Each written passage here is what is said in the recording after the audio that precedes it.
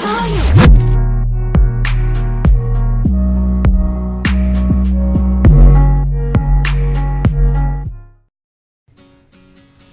is up, you guys? So what's awesome, man, and being with another YouTube video, and hope you succeed looking on a fantastic day, yeah!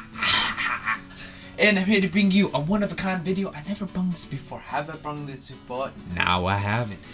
I'm here to bring you how to create a good class on Call of Duty. Now, you guys, I haven't played Call of Duty in a long time, so I'm a little rusty like I am in bed, okay? A little rusty. I'm a little rusty in Call of Duty. I'm not that good as I was before. I'm ass. I'm gonna put that out there, but I do know how to rock Call of Duty. I do know how the game is played. I do know how it's engineered. I do know how to play it dynamically on the maps, which angles to take, which gun to use, and what spot and what not. Like, come on, you guys. So I'm here to bring you some tips and tricks. I'm gonna try to do this under 8 minutes. That's pretty insane, but we're gonna do it, you guys. We're gonna kill it. So the class that you guys are seeing right now is the NV4 Exlated or whatever. I love this version of the NV4. It's not bad. It gives you the 15 extra bonus points for XP, and I think the damage rate is a little higher than the original one. So I recommend this one. This gun, because the accuracy is phenomenal at long range and the firing is decent for the rifle, and the range is way too good. Like, it gives me a boner, you guys, like a hard one. Okay, so what the attachments I have on? I usually put on the I'm not even sure what the scope is called. It's like ELO or something. I'm not sure. I do this because I don't particularly like the iron sights. For me personally, I don't like the carbine iron sights. I don't know why. I have foregrip for really good accuracy long ranges, because that's where this gun dominates every single rifle out there. And then I have suppressor. I have suppressor on. I like having suppressors because I'm more of like a kind of more of a pushing forwards. I kind of like sneaking behind the enemy lines, picking them off one by one. That's kind of me.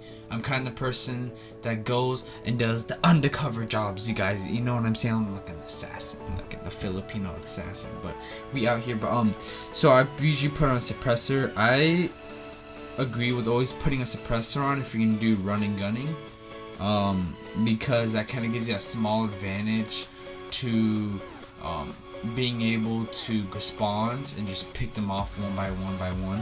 And then for secondary, I have the Hailstorm, Thunder, and then for perks, I have no lethals, none of that. I don't use any of that. I have Blind Eye, Momentum, and Hipfire. And the first two perks is kind of like mentionable. It's stealth and everything, so you would want a Blind Eye. I choose Hipfire because when you run a gun, it's a lot quicker, so it makes it a little bit quicker for you to pull up your gun and shoot and everything. So it kind of gives you that small little advantage.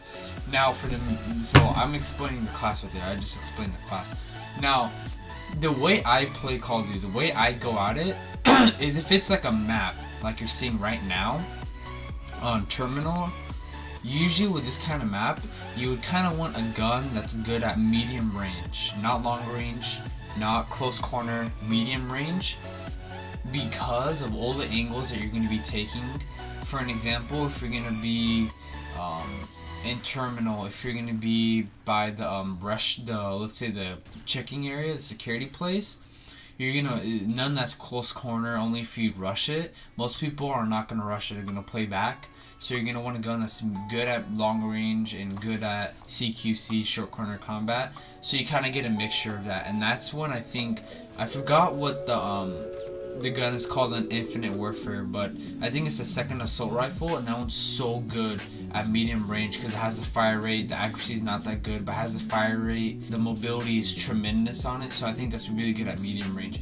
Now, what you want to do on Call of Duty in general is take the angles. So never go down the map, because that's where everyone's gonna be angled at. What you want to do is play the outskirts. So if you're playing on a map, for an example, Terminal, and if you're gonna flank left of where the plane is, try to pick one by one. If you try to, what I do, I go by the method. Get 3 kills before you move out. I don't like to get 1 kill, keep on moving up to the spawn, because the more you get 1 kill, you move up more towards the spawn. There's gonna be more of them spawning right there because you're rushing their respawn time. So they're gonna be spawning there so flipping fast that you're not gonna be able to take them on. So if you go kill 3, aggressively move up towards their spawn, you're gonna have more time to sit back and cherry pick all of them with your gun and not have anything to rush and have it all under control. And that's what you want in Call of Duty, is have that control over the spawn, because it kind of gives your team that big advantage if you're playing domination and whatnot, to be able to take over the flag. You know, you guys get what I'm saying. So play the outskirts and never play the middle. And another tip I have is know the gun you're using. If it's good at CQC, use it strictly for CQC. You don't want to be using a Vesper in long range combat. That's not going to work at all. You will lose. I guarantee you will lose every single time against someone that has an AR. I guarantee that. You know, find, if you're a long range person, medium range, you know, whatever, find that gun and stick to it. And stick to the class that you're most consistent with. When people start dying a lot, they switch to classes, and that makes it harder because you have to adjust your playing style according to that. So it makes it a little bit harder. So stay with one class so you're able to get used to it. And if you're dying a lot, you kind of have a second class that you're really comfortable with, but stick with that one class you're able to drop a 60 bomb. So stay with that class because you're going to be the most consistent with it and most effective and make your team win. The third tip I have is to, if you're going to be a running and gunning, put blind eye on and dead silence. But dead silence, every Call of Duty is different, they have different names for it, but dead silence and blind eye, and put a goddamn suppressor. Don't be those jocks that don't put a suppressor on. They are behind enemy lines and they're busting out their guns, shooting, and now everyone knows where you're at.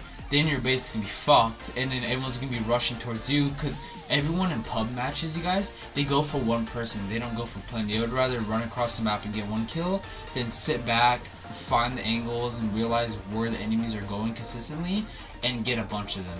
So that leads into the 4th tip. What people usually like to do, especially in pub matches, or people who just play Call of Duty for the fuck of it, they usually go for that one specific person across the map. What you want to do, it's kind of like in domination. Usually in Call of Duty now, they split up into 2 rounds, and the first quarter of the first round, what you want to do is realize, okay, are the enemies flanking left? Are 75% of the enemies flanking left, and the rest of the 25% are flanking down the middle? Then you can say, okay, I can flank right and curve around them, cherry pick 2 of them in the middle, and then kill the rest on the right and take their flag. So you kind of want to realize, okay, where's the enemy's sweet spot, where they're gonna go every time. Because once you can realize where they're gonna go every single time, and if you're gonna be playing like wager matches, it's probably gonna be different because they're more experienced. But you're playing with pubs, then most likely they're gonna be going to the exact same spot every single time. And you can just flank one side that they're not going to and just cherry pick them and just take over their spawn and spawn trap the flipping shit out of them.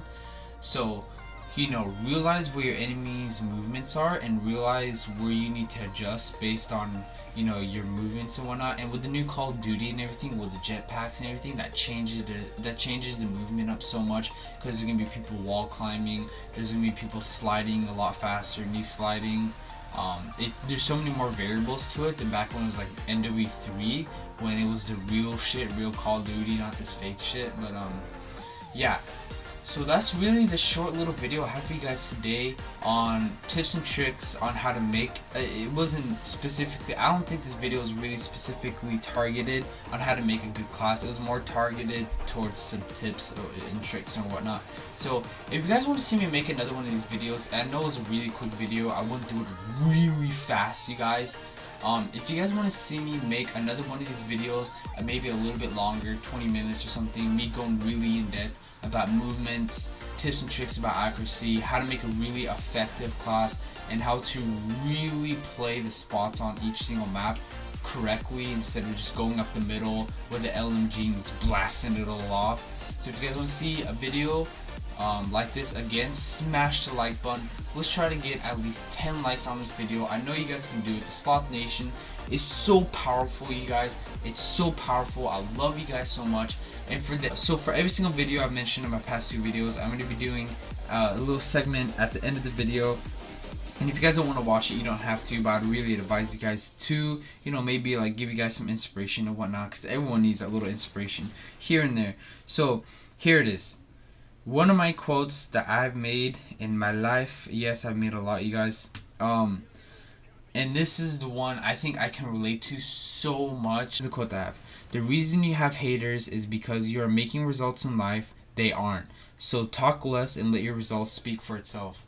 Most people nowadays would rather talk back to the haters, you know, try to find some dirt on them or whatever. Just ignore them and legit, you guys, work your ass off and let your results, watch the money pile up. I love that saying. Like, let your results speak for itself while they're wasting their time worrying about you not getting anywhere in life. So just fuck the haters, to be honest, and just do you. That's all that matters in life, is doing you and being happy with what you're doing, and just show them your results. It kind of makes them shut the fuck up, and there's nothing really back you can say about that. But you know, that's the inspiration slash motivation segment of the video. So like I said again, you guys, if you guys don't see this kind of video again, but more in depth, now super fast, you know, more slow pace, I go really in depth with it, smash the like button. If we can get over 10 likes on this video, I'll be doing it again. So for the post notification shout out, all you have to do is comment down below, turn on the post notification, make sure you hit the subscribe button,